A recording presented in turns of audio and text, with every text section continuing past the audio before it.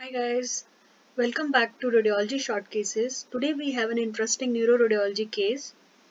A 46-year-old male who presented with history of altered mental status and possible overdose.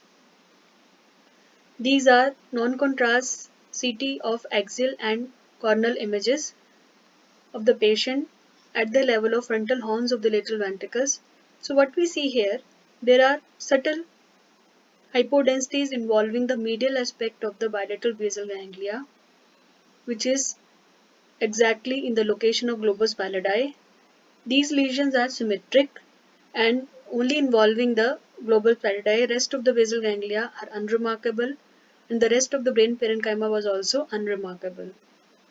So based on these findings, certain possibilities were given which include cocaine toxicity, carbon monoxide poisoning, methylmalonic acidemia, disulfiram toxicity, and recently in COVID-19 patients also because of hypoxemia we can get certain symmetric hypodensities within the basal ganglia. So one possibility of COVID-19 was also kept.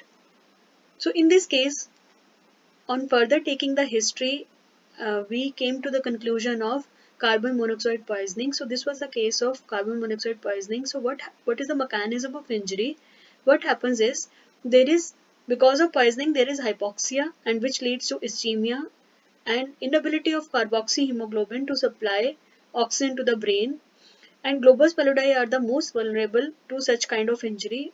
Although the whole basal ganglia may be involved, but in such cases, globus pallidi is the most important area where the injury takes place. Apart from that, periventricular and centrum semiovale white matter can also be involved.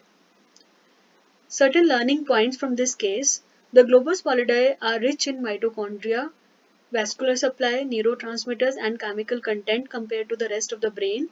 Therefore, their high metabolic activity and increased utilization of glucose and oxygen make them vulnerable to metabolic abnormalities and many systemic or generalized disease processes. Bilateral infarcts confined to the globus pallidi are unusual and they occur in conjunction with only a very few disorders.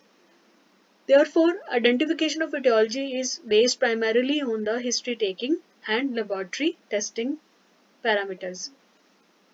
Now, there is one more condition where there is only involvement of unilateral basal ganglia. So, unilateral basal ganglia injury is commonly seen in Rasmussen encephalitis, diabetes with hemichoria or hemiballism, and in acute infarction when there is only lesion on one side. Thank you for watching the video.